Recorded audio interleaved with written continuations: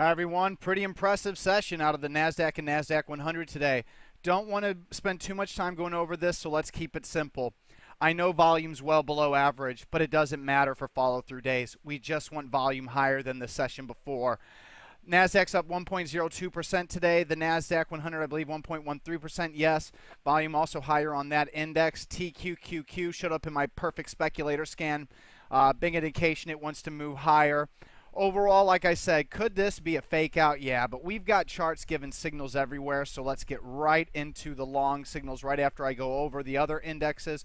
Russell 2000 still under a neutral condition. It's going to have to retake the 200 and the 50 to go back under a buy mode. The New York Stock Exchange isn't going to enter a buy mode until it's back at least above the 50-day moving average. S&P 500, you know the drill, the same thing there. Dow Jones Industrial Average, you know the drill. Okay, so let's get to the new longs. Biogen is a new long because last night I thought of taking it just like I thought of taking Intermune, but I thought that the market needed to prove itself to me, and ITMN and BIIB. But BIIB is only up 3%. Not that bad. I can go ahead and risk putting 5% of my capital in this one position. So BIIB, I'm going to go and put 5% of my capital in, also because the biotech ETF showed up in my perfect speculator scan and in some other scans, and that's always a good sign. Long-term chart for Biogen, you can see big uptrend, looks good. So this move on 50-day moving average gives us a pretty decent reward to very, very, very little risk situation. 5% in that one. PCYC, they're going to be making money next year. Sales growth's been over 100% for a very, very long time. Breaking out above what would have been my buy stop levels, but I never did put them on. It's just sitting barely above them. The breakout's good. I like the chart pattern. Long term also, just like Biogen, big long term uptrend. So I'm going to go ahead and go 5% in PCYC. Once again, if we're wrong, we don't risk much. Just like ILMN, remember, doesn't start moving up immediately, we start selling. We haven't lost a whole lot of ILMN. It's now rebasing again and could provide us with another buy signal, and then we could make way more, and it would have been a great trade because anytime you don't lose money, it's a great trade. I hate to tell you, even if you're wrong, if you don't lose money, it's a great trade. Then we also got a signal in LPSN. I've been watching this one for a while, ever since earnings. This is the day that I wanted it. I wanted it to base right around, you know, the $12 area. It never did that. It just kept going up, but I finally got my base around the 1260 area. Now I'm getting a breakout above yesterday's high a day, which was 1271 with a 1273 close. Volume is higher than the session before. It still has the max green bop, so that's my catalyst for the trade.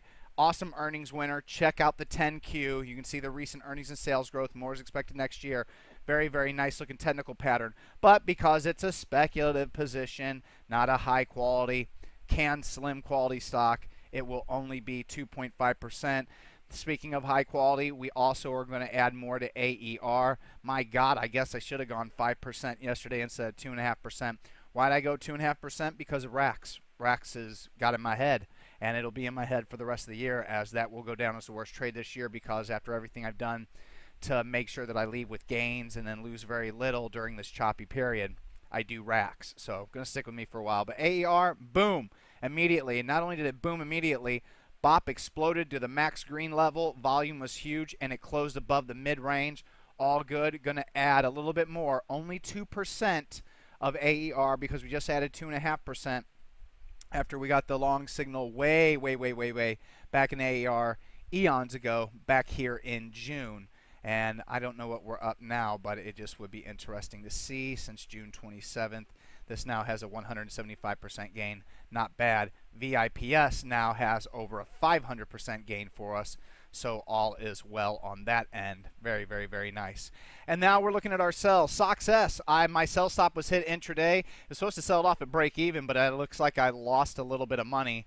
Not a big deal, but supposed to be leaving these things break even. I put my sell stop slightly above the quote break even level, which means I should be getting out of break even.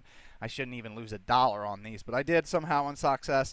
And the only other sell is DTLK, 25% position. What's wrong with the chart? Absolutely nothing, but it just isn't moving higher immediately. If it would have straddled the 200-day moving average today, maybe closed at 1155, yeah, we'd still be holding all of it. But because it's down again today, we now have a little bit higher of a loss. I'm now in the triple-digit loss column. So we need to start cutting back 25% sell if volume would have been above average, easily 50%. If BOP would not have risen to the max green level, would have been 50%. But now we have max green BOP in a stock that's consolidating sideways. DTLK could very easily give us another buy signal over the next couple of days. So the buy stops I'm going to be putting on the books tonight for sure. WWAV, just above the recent highs. I don't know yet, everyone. I have to do further DD on this, but this is definitely one I want. Also, First Solar, this is one I definitely want. So obviously we're looking at some 750 area here, you know, or 740 area, obviously on FSLR. But I want to get long FSLR if it does break out. I don't care if I'm wrong or not afterwards. Just in case it explodes and runs higher, I want to be in this one. WWAV, FSLR, and then one you guys might not know about, ENPH. ENPH, check out the sales growth and check out what next year's earnings are supposed to be. Recent mutual fund ownership increasing, but the sales is explosive. You can obviously tell after the most recent earnings report, everything looks great. It's consolidating sideways. With that max green BOP now hitting 5 days, or is it 6? Was it 1, 2, 3, 4, 5, 6? I'm now extremely interested in getting this one if it moves higher, especially with next year's earnings estimate and their current sales growth. And then the other, see, those are 3, so there's 3 more I want. SPR. SPR, look at how tight this is near its 50-day moving average. You can see a nice uptrend. You can see what Lockheed Martin and NOC did today. So SPR, which also is like AER on watch, definitely for breakout.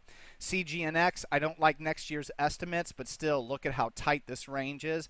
I want to put a buy stop on that. Notice how BOP is up to max green again. And then the last one's Nautilus. I guess everybody's trying to work out and get in better shape, but this one post earnings, very solid numbers, consolidating sideways, looking for a breakout. Things look good. Also going to go ahead and put a hard sell stop again on the book for CLR, adding that one, added ENI again yesterday. Don't think I have to worry about it. I also took MMI limit off because it lost its green BOP, so now if it pulls back, I don't even care. Could possibly wait for another signal. But basically everything looks good. Other potential buy stops, Netflix, Amgen is another one. Hewlett-Packard could be a potential one, and LNG could be another potential one. Thank you, everyone. Have a great Thursday.